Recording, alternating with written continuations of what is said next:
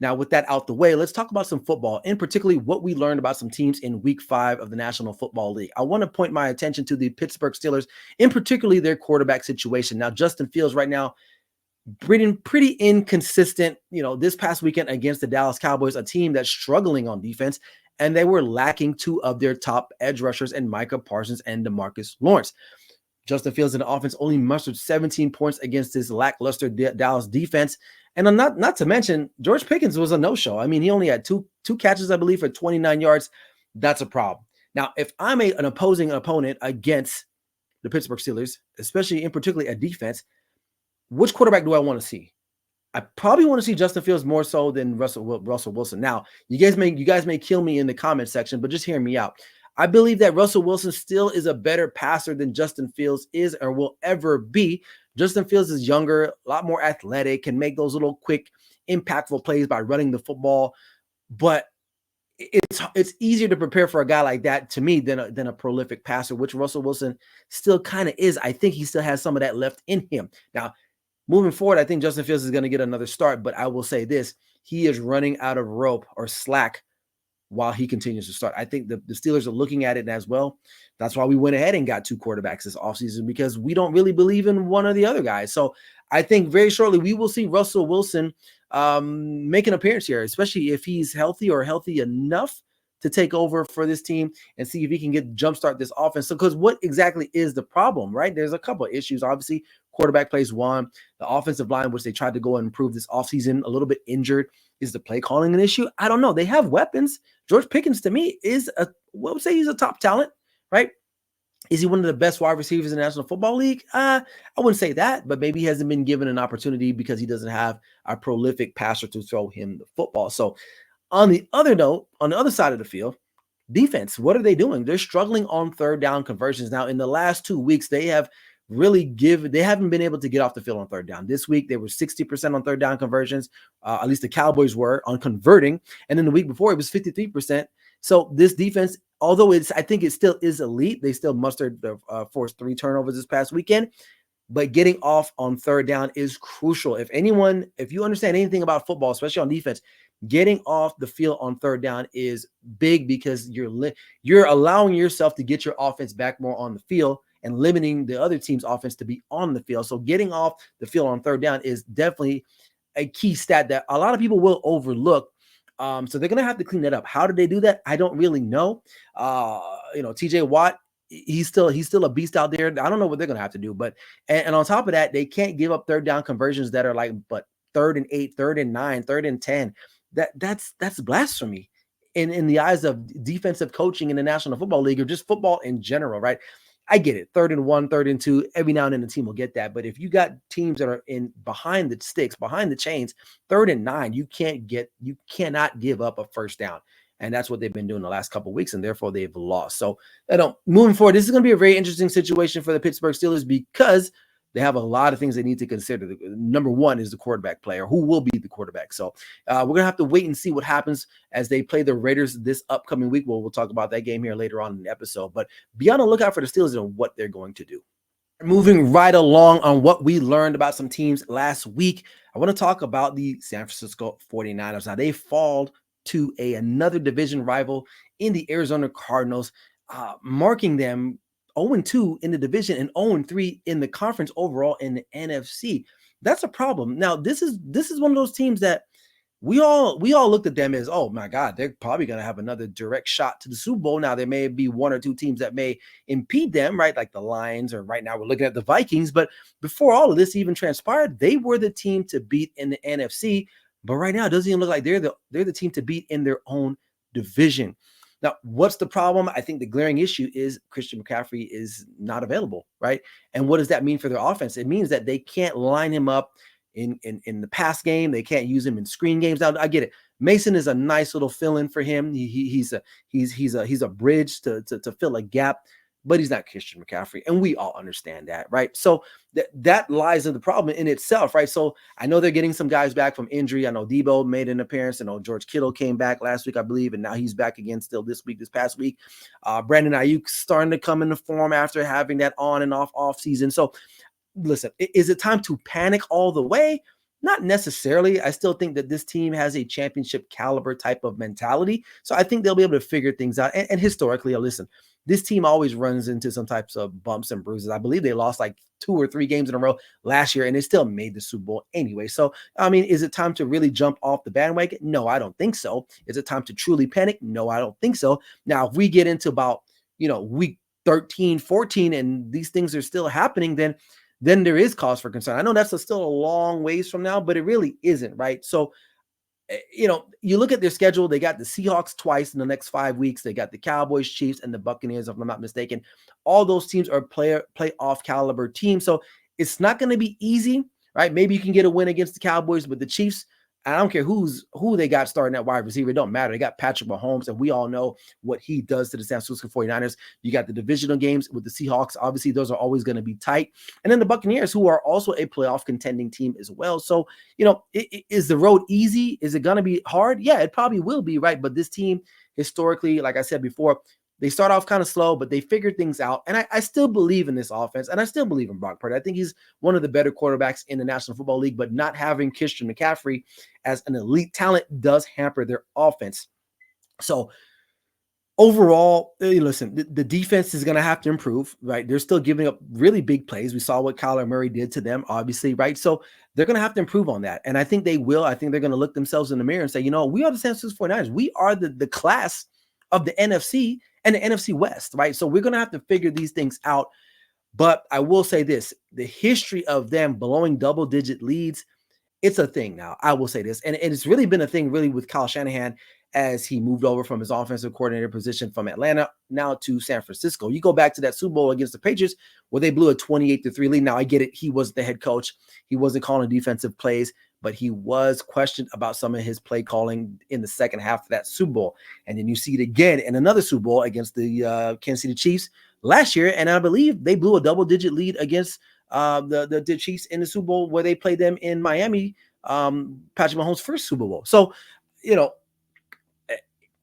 these things will always remain with him until he wins that Lombardi trophy, because it's a thing now. It's not just, and then you look into this season now, it's all bled over now, right? You look at their last couple games now.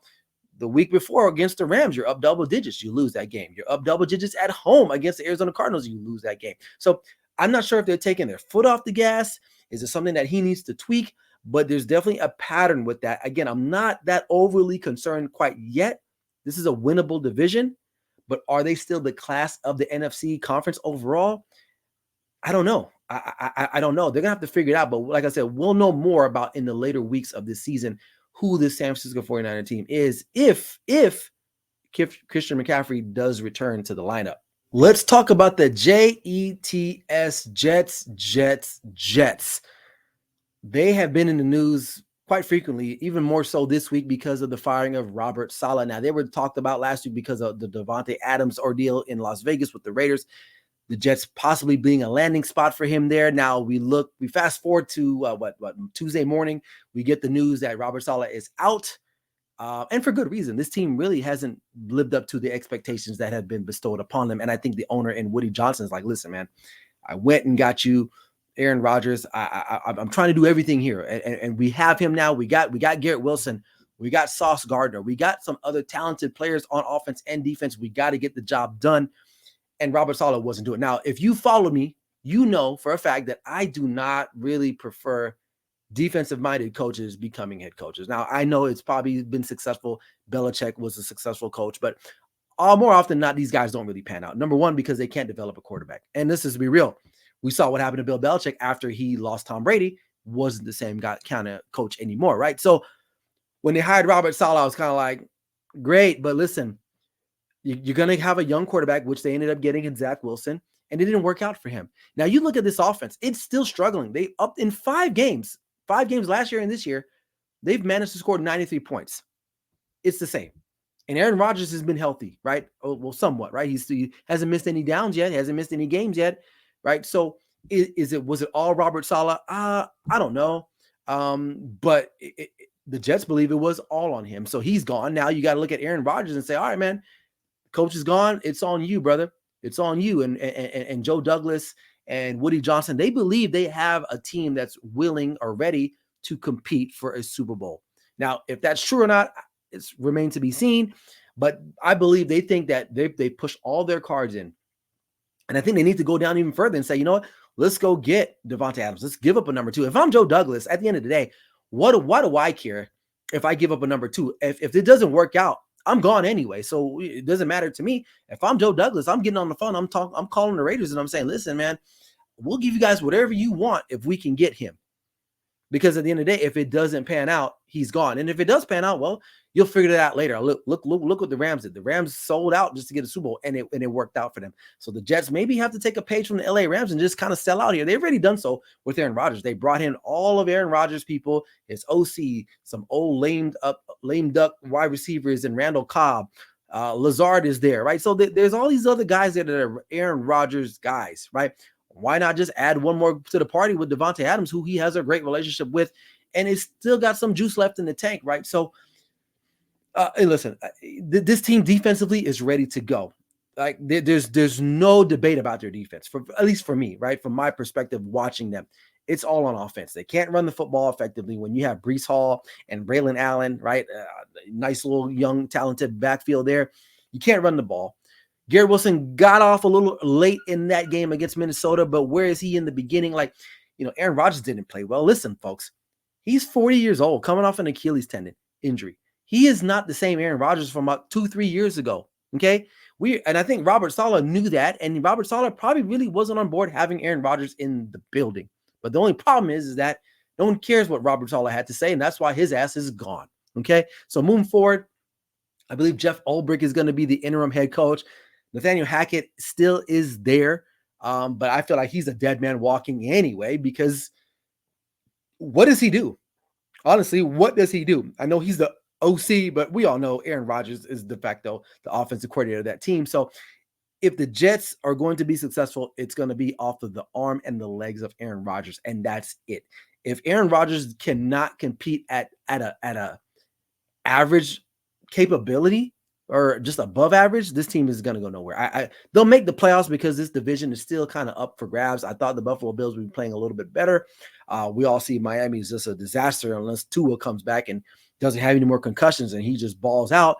But they're in disarray. And the Patriots are what the Patriots are. So they definitely can win this division. I still think they can. If they don't win the division, I still think they can sneak in as a wild card.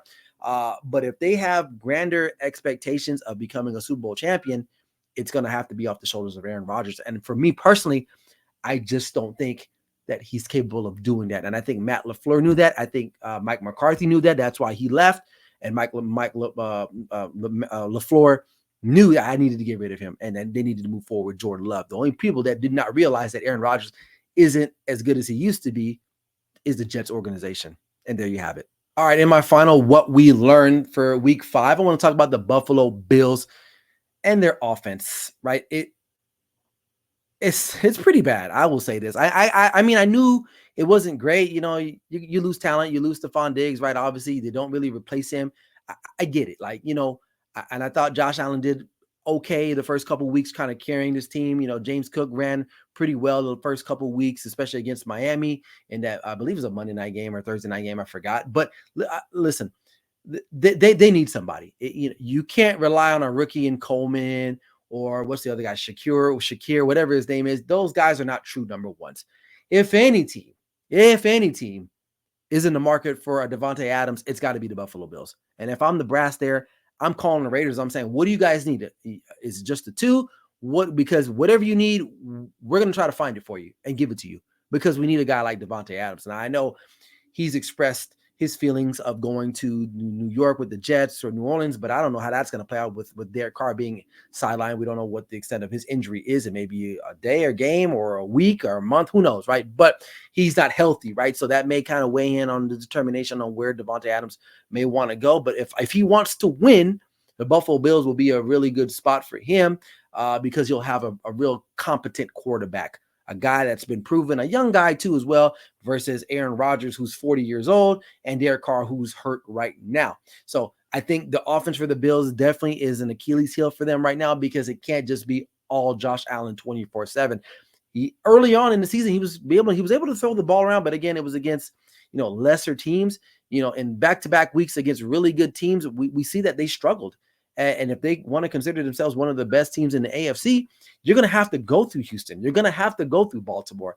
And will it be enough for Josh Allen? I don't think so. So they definitely have to be in the market for Davante Adams, in my humble opinion. Now, on the defensive side of things, they allowed the Texans this past week to convert 8 out of 16 conversions on third downs. That's crazy. Kind of like the Steelers. Like, you got to get off the field. Your offense is struggling. They need more attempts at it, right? And your defense is just still allowing teams to stay on the field offensively, and they're getting tired, right? So therefore, they're going to give up points. So despite having 2 key turnovers in that game, the offense obviously couldn't put them away. So that's a problem. So again, like, I still like this team. I think I like them a little bit less now until they can figure out some of their offensive woes. And I still believe in Sean McDermott. I know there's some people out there that think he's a horrible coach, but listen, he's had the Bills relevant the last couple of years, right? So has Josh Allen too. Okay. So I'm not going to quite just give up on them yet, because people did that last year. And look at the run that they had towards the end of that season, right? It was basically, they were in the playoffs 3 weeks prior to the playoffs even beginning. They had to go on not a miraculous run, but a really solid run to even to get a playoff berth, and then to even get a home playoff game, which they ended up doing against the Miami Dolphins. So, I'm not going to give up on this team altogether. Is it perfect right now? Absolutely, it's not perfect. But what I did learn from them is that they need to go out and get Davante Adams. That's, if anything, all these teams out here, the Jets and the Bills, if you need offensive help, you probably got to go get Davante Adams. So you got to do what you got to do. You got to do. I mean, it's as simple as that. So Buffalo Bills, wait and see what happens with them, but don't jump off the bandwagon, Buffalo Bills fans. Make sure you guys steer the course, because I still think they can still win this division and still bounce back, because you still have a really good coach in McDermott, and then you have a really, really good quarterback as well. And those are 2 key things you need to win in this National Football League, and they have both of those.